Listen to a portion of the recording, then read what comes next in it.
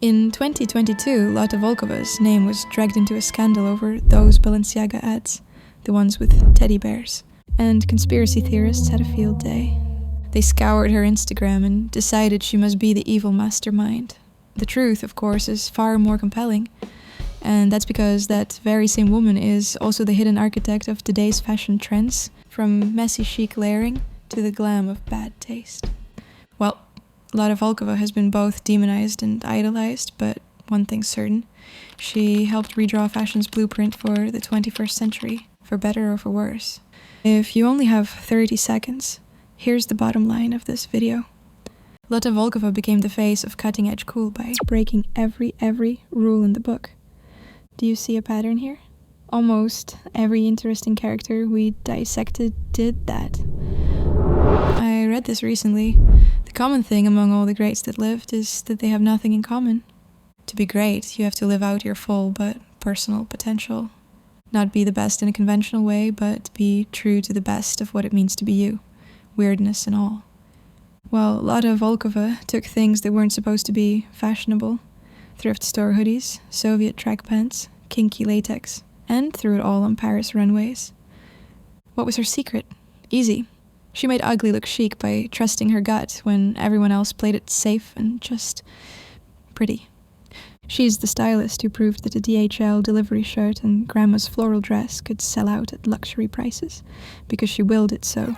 In short, Lotta Volkova turned her grimy Soviet world into the look of the moment, over and over again. But if you'd like a bit more of an explanation, follow me. Welcome. I'm Kira, and this is your beauty blueprint. Well, hello Kitty, I'm Kira, and I've spent the past week devouring every interview, archive photo, and runway clip I could find on Lotta, just for us. Now I'm here to share the best of my findings with you. So, what are the ingredients of Lotta's particular persona? Imagine a punked-out club kid who grew up in Soviet bleakness and Japanese candy-colored pop culture.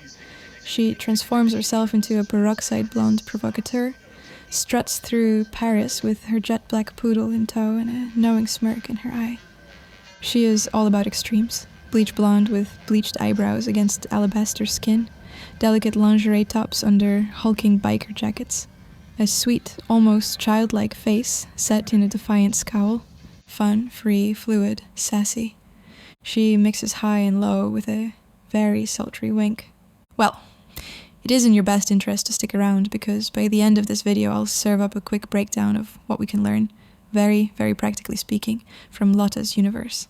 So settle in, maybe unwrap a Japanese choco pie Lotta used to gorge on those treats her dad brought from abroad, or pour yourself a cheeky martini if you're feeling it. Let's jump in and start by unraveling who Lotta Volkova actually is, and how she came to be the coolest, most in-demand stylist in modern fashion. Here's a little backstory.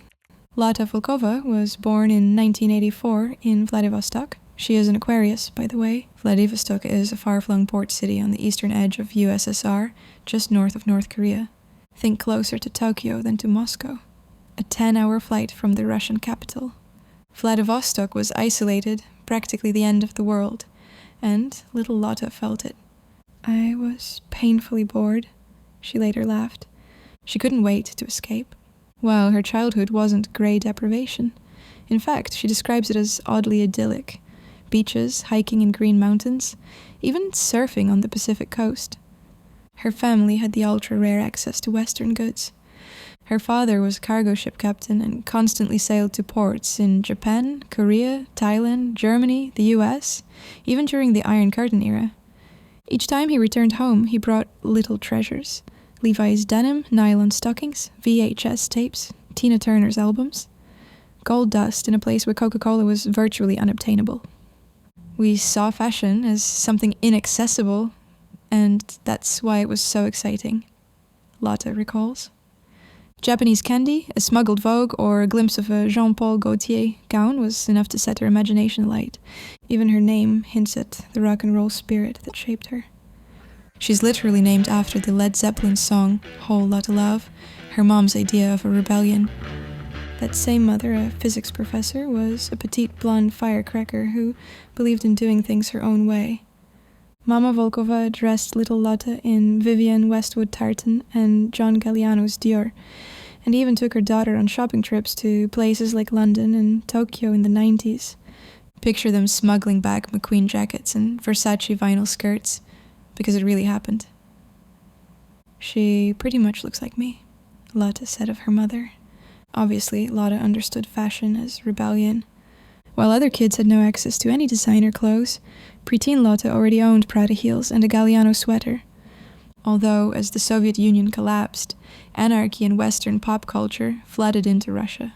Lotta was just a kid absorbing the chaos, MTV, Eurotrash, weird new fashions, and she soaked it all up like a sponge. Her hunger for difference only grew. The internet reached her when she was 9. She spent nights glued to the screen, hunting. She taught herself English by scouring firstview.com for the freshest runway photos and listening to Ozzy Osbourne interviews on internet radio at 2 a.m. While her peers were asleep, she was downloading subculture and style into her brain.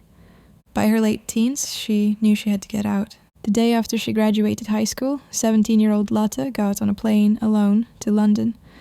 The move was a culture shock. Officially, she enrolled in short art and design courses at Central St. Martin's. Unofficially, she majored in London Nightlife 101. The early 2000s club scene was exploding with electroclash and raw fashion, and Lotta dove headfirst. She became Lotta Skeletrix, her new alter ego.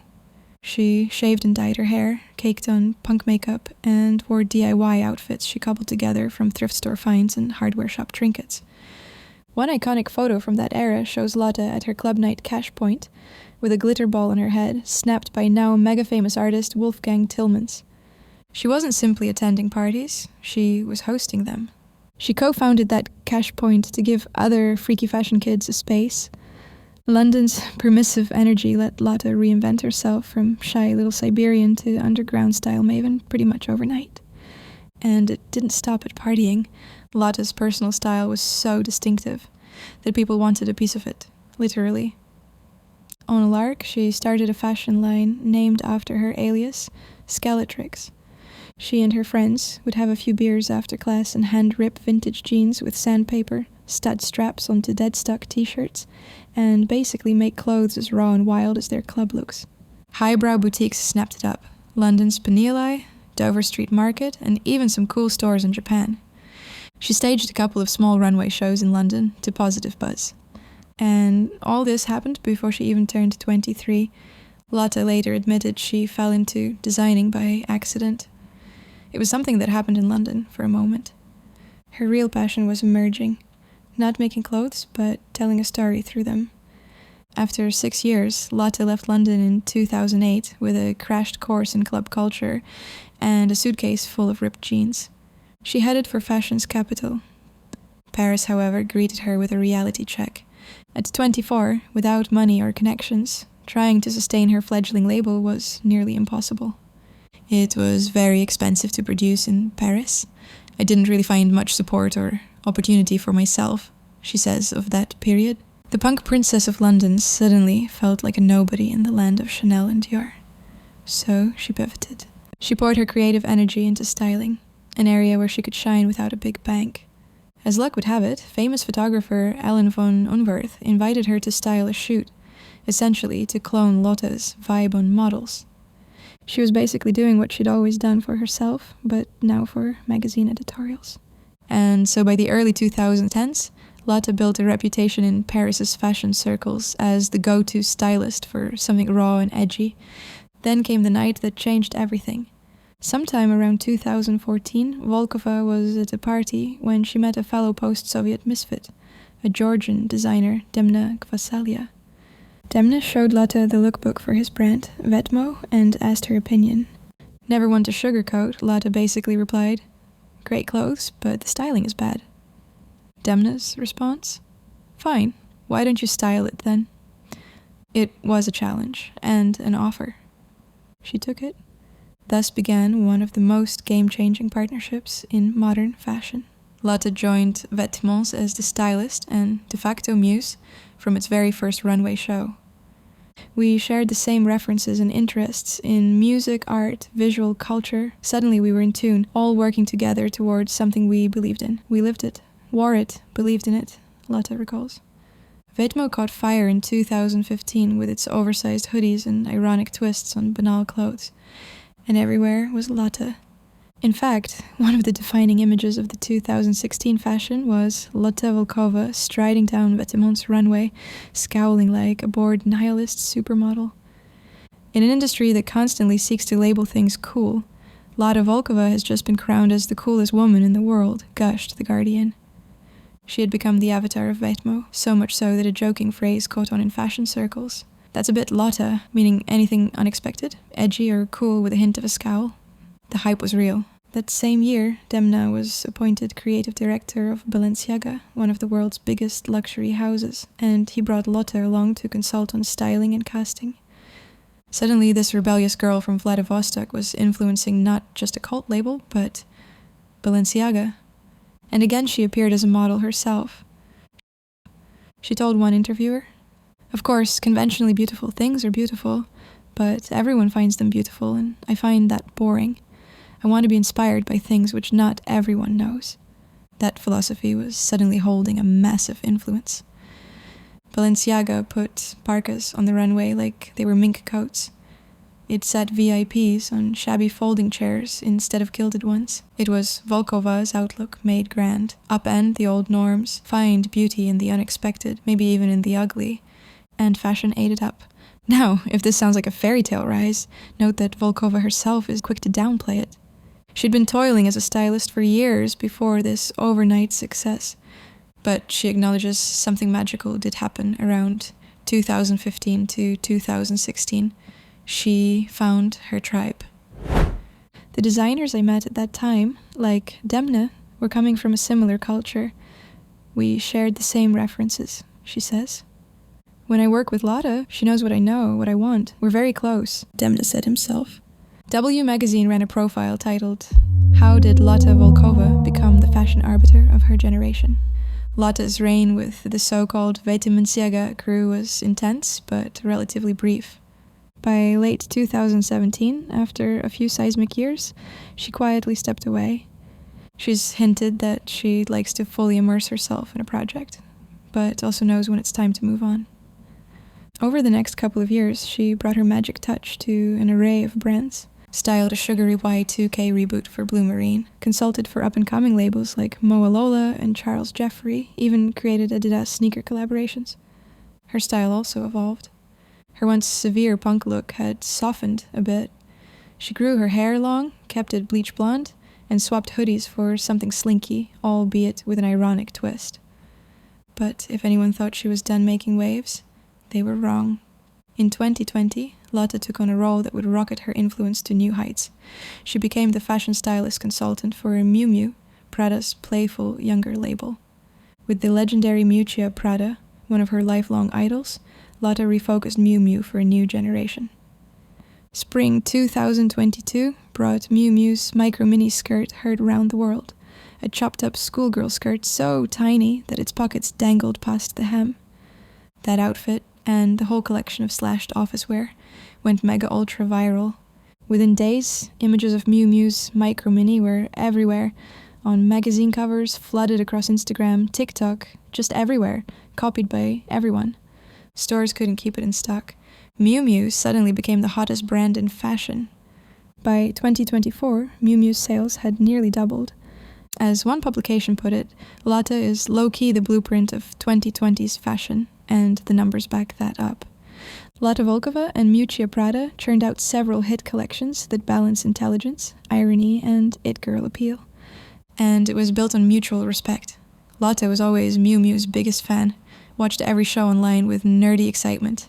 And Miuccia Prada, famously a thinker, seems to appreciate Volkova's knack for conjuring cultural moments out of clothes. As Lotta says, most designers don't try to say anything, but Miuccia Prada has a point of view. Clearly a point of view aligned with Volkova's own. Today, having conquered Paris, Volkova has done something characteristically unexpected. She packed up and moved to LA after 17 years in Paris. The supposed reason? Perhaps a conscious choice to place herself outside of the conventional fashion system, again. She finds living in LA therapeutic, even if she's on a plane to Europe every other week for shoots and shows. It's the outsider in her reasserting itself. Now in her late 30s, she shares an art-filled home in LA with her partner, Artem, a contemporary artist, and a giant poodle named Dmitri. But don't be fooled, she's still Lotta Volkova. In the choice between looks and comfort, it's leaning towards looks, she jokes, perched on an uncomfy designer chair in her living room. Some things never change. She operates at the bleeding edge of taste, right where beauty and ugliness blur. So what's so special about Lotta? Above all, she has taste, and it's not the polite kind. The meaning of Lotta's rise, if you zoom out, is that the outsiders often create the blueprint for the insiders to follow. She turned her outsider status into a position of power. And crucially, she did it on her own terms, without toning down her vision. Hey, let's have a little interactive moment, shall we? Just between us.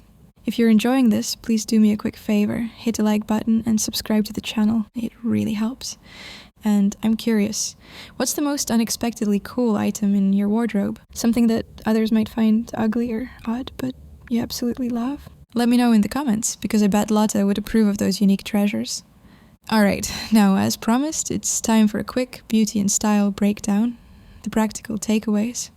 How can we get ourselves a bit of her edgy, don't give a damn glamour? I've got a few ideas. First, hair, the bleach.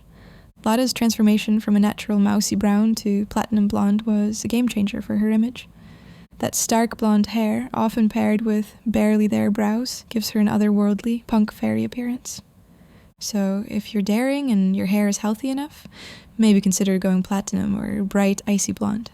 Lotta, I confess, is a small part of the reason I did.